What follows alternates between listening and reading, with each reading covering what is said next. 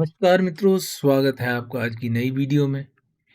आज की वीडियो में हम डिस्कस करने जा रहे हैं कनाडा इमिग्रेशन में जो भी चेंजेस आई हैं, आगे आने वाले साल में क्या हो सकता है, 2026 का क्या प्लान है, क्या सिस्टम रहेगा, क्या प्रेफरेंसेस रहेंगी, वो सब चीज़ें जो हैं आज हम डिस्कस करने जा रहे हैं। और दूसरी जो सबसे बड़ी एक पॉजिटिव रिपोर्ट वो ये है, पीएनपी प्रोग्राम के थ्रू जो पीआर लेने के इच्छुक जो लोग हैं, जो इंटरेस्टेड थे उसमें, उनके लिए बहुत बड़ी खबर है।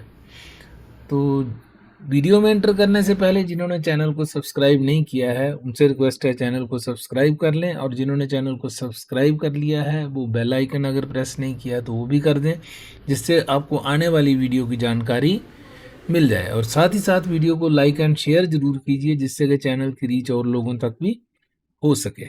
तो आइए अब आगे बढ़ते हैं। तो सबसे पहले बात करेंगे ओवरऑल इमिग्रेशन टारगेट्स की।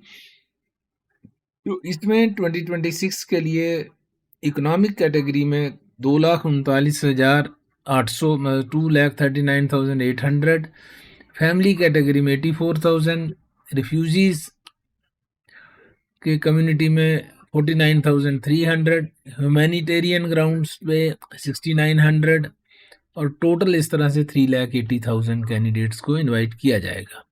अब इसको फर्दर एनालाइज करते हैं। तो इकोनॉमिक कैटेगरी जो है वो आती है हमारी एक्सप्रेस एंट्री में, जो है वो इकोनॉमिक कैटेगरी ही इंक्लूड होगी। तो आइए इकोनॉमिक कैटेगरी में देखते हैं क्या क्या फर्दर जो क्लासिफिकेशन है वो किस तरह से रहेगी। तो सबसे पहले आ गया इकोनॉमिक प्रायोरिटीज, जिसमें हमारी जो जो कैटेगरीज हैं वो सारी इंक्लूड रहती हैं। तो इसमें 41,700 लास्ट ईयर था और 82,980 था इन कनाडा फोकस। कंपेयर भी कर लेंगे 25-26 को, तो ये बनता था टोटल लगभग 1,24,25,000 के करीब। लेकिन इस बार इसको रिड्यूस कर दिया गया थोड़ा सा कि 1,09,000, और इसमें क्लासिफिकेशन जो थी, जो कैटेगराइजेशन थी इन कनाडा और दूसरा इकोनॉमिक प्रायोरिटीज़ वाली, वो नहीं दी गई है, और कंबाइन ही इन्होंने दिया है 1,09,000 का टारगेट 2026 के लिए। इसके अंदर हमारी सारी कैटेगरीज आ जाती हैं। 1,09,000 में हमारा ये आ जाएगा, जैसे सीईसी हो गया, यहाँ पे आप देख सकते हैं स्क्रीन पे। सीईसी जनरल कैटेगरी भी हो जाएगी, French language, health care and social services, trade category, education category, और मोर और लेस पीएनपी भी इसमें आई थिंक इंक्लूड होता है। हालांकि इसमें थोड़ा सा डाउटफुल है, क्योंकि पीएनपी के लिए अलग से भी कोटा जो है वो फिक्स है। अब पता नहीं इसको नॉर्मली, क्योंकि वो फुलफिल होता नहीं है, तो इसका पता नहीं चलता कि ये उसमें ले रहे हैं कि उसमें ले रहे हैं। तो ये भी इसमें जो एक्सप्रेस एंट्री के थ्रू आई थिंक ये भी इंक्लूड रहेगा इसमें। तो ये टोटल जो सारी कैटेगरीज जो मिला के ये हमारे पास इस साल का टारगेट रहेगा 1,09,000 का। तो 1,09,000 का अगर 2026 का टारगेट है, तो मैंने एक रफ सी कैलकुलेशन की है। हालांकि इसमें कुछ नहीं है, मैंने अपनी तरफ से ये कैलकुलेशन निकाली है कि लास्ट टाइम जो अब तक हमारे हुए हैं 81,485 कैंडिडेट्स को इनवाइट किया गया है 2025 के अंदर, उसी को मैंने थोड़ा सा इंक्रीज किया है। 81,000 को 1,09,000 के करीब अगर हमने लाना होगा टारगेट, तो किस तरह से इसकी सिचुएशन क्या रहेगी वो आप देखते हैं। तो सीईसी में 40,000 के करीब रहना चाहिए, सीईसी और जनरल मिला के, क्योंकि इस साल अभी तक 23,000 के करीब हुआ है। फ्रेंच लैंग्वेज 36,000 अब तक हो चुका है, तो इसका हम मान के चलते हैं कि 35,000 नेक्स्ट ईयर भी लिया जाएगा। Health care and social services का इस साल अभी तक 10,000 आ गया है, और इसको 13,000 के आसपास रखा है हमने। ट्रेड कैटेगरी में 1,250 लिए गए हैं अब तक, तो इसको भी हमने 3,000 के आसपास रख रहे हैं। एजुकेशन में 3,500 था लास्ट ईयर, इस बार हम इसको एक्सपेक्ट करते हैं हो सकता है 5,000 तक हो जाए। और पीएनपी अभी तक 8,000 के करीब हुआ है, इसको एक्सपेक्ट करते हैं कि नेक्स्ट ईयर जो है टोटल 12,000 के आसपास हो सकता है। और ये इस साल भी अभी, क्योंकि 2 महीने बचे हुए हैं, ड्राज आएंगे, तो 2 महीनों में 2,000 के करीब अगर और कैंडिडेट बढ़ जाते हैं, तो ये लगभग 10,000 इस साल तक पहुंच जाएगा पीएनपी थ्रू एक्सप्रेस एंट्री। तो अगर इन सबका हम टोटल लेते हैं तो वही 1,10,000 9,000 के करीब बैठता है। तो ये हमारा एक अजम्पशन है कि इस तरह से अगर इनकी क्लासिफिकेशन रहेगी, इस तरह से इनके टोटल जो है वो नेक्स्ट ईयर के लिए जा सकते हैं। ये तो था पीएनपी थ्रू एक्सप्रेस एंट्री।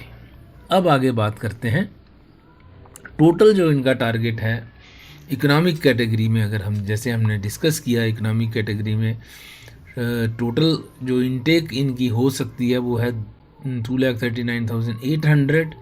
उसके बाद फैमिली कैटेगरी है, रिफ्यूजीज़ हैं, ह्यूमैनिटेरियन ग्राउंड्स हैं, और टोटल इस साल जो इन्होंने रखा है, लास्ट ईयर 395,000 था, इस साल 380,000 का टारगेट इनका लिया हुआ है इन्होंने। फ्रेंच लैंग्वेज में लास्ट ईयर 29,325 था और लिए गए थे, एक्चुअली में अब तक जो हो चुके हैं 36,000 हो चुके हैं। और नेक्स्ट ईयर हम एक्सपेक्ट कर रहे हैं कि टारगेट तो इन्होंने लिया हुआ है 30,000 का, बट हो सकता है ये भी इंक्रीज हो के 35,000 तक पहुंच सकता है। तो यहाँ पे आप देख सकते हैं कि इकोनॉमिक कैटेगरी में टोटल जो है उसमें 1,09,000 कैंडिडेट को इनवाइट किया जाएगा। ब्रेकअप हमने उसका पहले देख लिया। उसके बाद फेडरल बिजनेस कैटेगरी है, उसमें 500 है, जिसमें कि स्टार्टअप वीज़ा और दूसरे जो सेल्फ एम्प्लॉयड पर्सन हैं उनको इंक्लूड किया जाता है। थर्ड कैटेगरी है इकोनॉमिक पायलट्स, जैसे care givers, agri food, economic mobility, pathways वगैरह। तो इसमें 8,175 का टारगेट इस बार है। इसी तरह एआईपी प्रोग्राम में 4,000 का टारगेट है और पीएनपी में 55,000 लास्ट ईयर था, इस साल हो गया है 91,500। क्यूबेक का भी आ गया है, उसके ऊपर भी एक वीडियो आपको देखने को मिलेगी। तो ये थी इकोनॉमिक कैटेगरी और एक्सप्रेस एंट्री में हम लोग ज़्यादातर इसी से लिंक्ड है। अब मेन हमारा पॉइंट है कि जो पीएनपी जो है 55,000 था पहले और अब हो गया है 91,000। अगर इसको थोड़ा और डिटेल में हम देखेंगे तो यहाँ पे हम देख सकते हैं कि 2024 में जो टारगेट था वो था 1,10,000 का। लास्ट ईयर 55,000 का आ गया था, क्योंकि आधा कर दिया था इन्होंने। हालांकि थोड़ा सा इंक्रीज हो गया है, अब जिस 70,000 के आसपास चला गया है, 70,000 के रेंज में चला गया है। तो अब ये और इंक्रीज थोड़ा सा किया था इन्होंने, 60% पे इन्होंने इसको अब जो है फिक्स किया है, क्योंकि प्रोविंसेस की डिमांड आई थी कि हमें और कोटा दो, और कोटा दो। तो इसलिए इन्होंने उसको बढ़ा के अब चेंज किया था। जो 55,000 लास्ट ईयर लेवल प्लान में था उसको इंक्रीज करके और एलोकेशन प्रोविंसेस को देनी पड़ी थी। तो लगभग 70,000 के आसपास अब हो गया है। तो यहाँ पे आप देख सकते हैं 2025 का जो टारगेट पहले जो इन्होंने लिया था वो था इनका 1,20,000, जिसको रिड्यूस करके 55,000 पे ले आए थे। तो इस तरह से पहले टारगेट्स ज़्यादा हुआ करते थे पीएनपी के, अब फिर कम हुए इस साल, और इस साल फिर और 2026 के लिए बढ़ाकर 91,500 द्वारा कर दिया गया है, जो कि लगभग 66% जो इंक्रीज इसमें हो गई है। तो आज अब फोकस करेंगे पीएनपी का बेनिफिट कैसे आपको हो सकता है, क्या हो सकता है, उसके ऊपर डिस्कस करते हैं। तो ये जो जानकारी है ना, ये आपके कनाडा पीआर के सफ़र में एक गेम चेंजर साबित हो सकती है। तो वीडियो में आगे बढ़ने से पहले आप इन मेन पॉइंट्स को देख लीजिए। तो इन सब चेंजेस का, इस इंक्रीज का अब क्या असर होगा? अगर सीधे शब्दों में इसका मतलब तो ये है कि प्रोविंसेस के पास अब ज़्यादा लोग नॉमिनेट करने की पावर होगी, जो वो ज़्यादा ड्रा जो है वो आयोजित कर सकते हैं और आईटीएस ज़्यादा से ज़्यादा जारी कर सकते हैं। जैसे कि आपने देखा होगा ओआईएनपी में भी कम ड्राज आए हैं, और ब्रिटिश कोलंबिया ने तो बिल्कुल लेने ही कैंडिडेट्स बंद कर दिए थे। तो ब्रिटिश कोलंबिया भी अब खोलेगा, तो जो लोग वेट कर रहे हैं ब्रिटिश कोलंबिया वाले, उनको भी मौका मिलेगा। तो इससे काफ़ी लोगों को बेनिफिट जो है, बड़ा बेनिफिट जो है उनके लिए होने वाला है।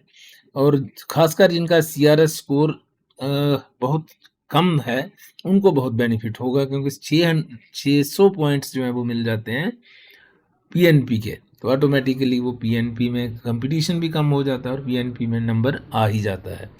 तो इसीलिए सबसे ज़्यादा बेनिफिट होने वाला है जिनके सीआरएस स्कोर कम है और प्रोविंसेस से उनको पीएनपी मिलने की पूरी संभावना अगर है, चांसेस हैं, तो वो सबसे ज़्यादा बेनिफिट ले सकते हैं। खासकर post graduate work permit holders के लिए जो कि अपने पोस्ट ग्रेजुएट वर्क परमिट पर काम कर रहे हैं, उन्हें इसका बहुत बेनिफिट होगा।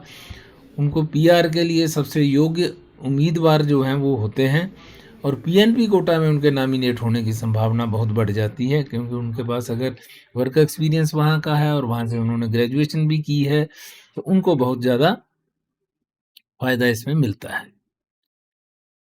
उसके बाद जिसका स्कोर कम होगा, वो हमने डिस्कस किया कि स्कोर कम होगा, एक्सप्रेस एंट्री के कट ऑफ को पूरा नहीं कर पा रहे हैं, उनको बेनिफिट रहेगा। सीईसी के लिए अयोग्य उम्मीदवार जो कैनेडियन एक्सपीरियंस क्लास की शर्तों को पूरा नहीं कर पा रहे हैं, वो पीएनपी के थ्रू जा सकते हैं। और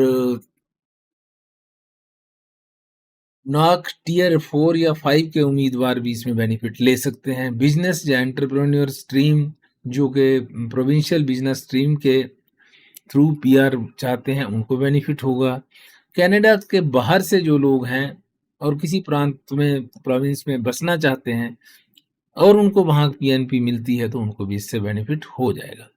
और इंटरनेशनल ग्रेजुएट्स जो हैं उनको भी बेनिफिट होता है, जो उस प्रोविंस में पढ़ाई जिन्होंने कंप्लीट की है और जो वहाँ के रूल एंड रेगुलेशन है, अगर वो उसमें फिट बैठते हैं पीएनपी के पर्टिकुलर प्रोविंस के, तो वो उसमें बेनिफिट ले सकते हैं।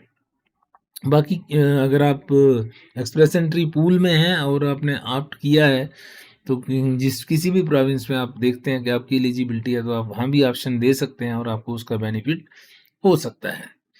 इसके अलावा ये उन एम्प्लॉयर्स के लिए भी बड़ी राहत की खबर है जिनको लेबर की कमी का सामना करना पड़ रहा था। और जैसे फॉरेन वर्कर्स जो थे उनके ऊपर वो तलवार लटकी हुई थी कि जाना पड़ेगा, तो उनको बेनिफिट हो सकता है। अगर पीएनपी उनको मिल जाता है, तो उनका जो है वर्क परमिट एक्सटेंड हो सकेगा और उनको नॉमिनेशन जो है वो अगर मिल जाती है प्रोविंस से, तो आईटीए मिलने की परमानेंट रेजिडेंसी के लिए बहुत आसान हो जाती है। इस तरह से आप देख सकते हैं कि पीएनपी में जो इंक्रीज हुई है कोटा की, जो कि लास्ट ईयर पहले डिक्रीज की फिर बढ़ाई गई और इस साल इंक्रीज, अच्छी इंक्रीज जो है देखने को मिली है, तो मैक्सिमम कैंडिडेट्स को इसमें बेनिफिट हो सकता है और बेनिफिट लेना भी चाहिए। और जिन लोगों के जैसे वर्क परमिट खत्म हो रहे थे या उनका जो स्टेटस था वो आउट ऑफ स्टेटस हो रहे थे, उन लोगों के लिए बहुत बड़ी राहत की उम्मीद है। स्टूडेंट्स, वर्कर्स जो भी इस कैटेगरी में आते हैं, उनको ये बेनिफिट मिलेगा और वो मैक्सिमम चांस उनके लिए है, बहुत बढ़िया चांस है उनके लिए कि वो पीआर के लिए एलिजिबल हो जाएंगे। तो उम्मीद है ये जानकारी आपके लिए बहुत फ़ायदेमंद होगी और जो लोग पीएनपी के थ्रू लेना चाहते हैं पीआर, वो कोशिश करें। अभी हाई टाइम है आपके लिए। पहले भी लास्ट ईयर भी मैंने फोकस किया था कि पीएनपी पे फोकस करें, उससे पहले मैंने फ्रेंच लैंग्वेज पे भी किया था। अभी भी ये दो कैटेगरीज पे मैं बोल रहा हूँ कि फ्रेंच लैंग्वेज और पीएनपी पे जोर दीजिए, ताकि आपको आपका मैक्सिमम चांस बन सके पीआर लेने के लिए।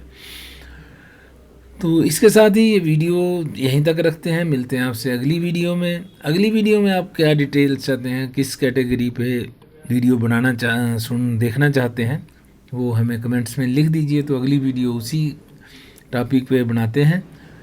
तो जिन्होंने चैनल को सब्सक्राइब नहीं किया, चैनल को सब्सक्राइब कर लें और बेल आइकन भी प्रेस कर दें, जिससे आपको आने वाली वीडियो की जानकारी मिले। और साथ ही साथ वीडियो को लाइक एंड शेयर ज़रूर करें, जिससे कि चैनल की रीच और लोगों तक भी हो सके। तो thanks for watching, have a nice time.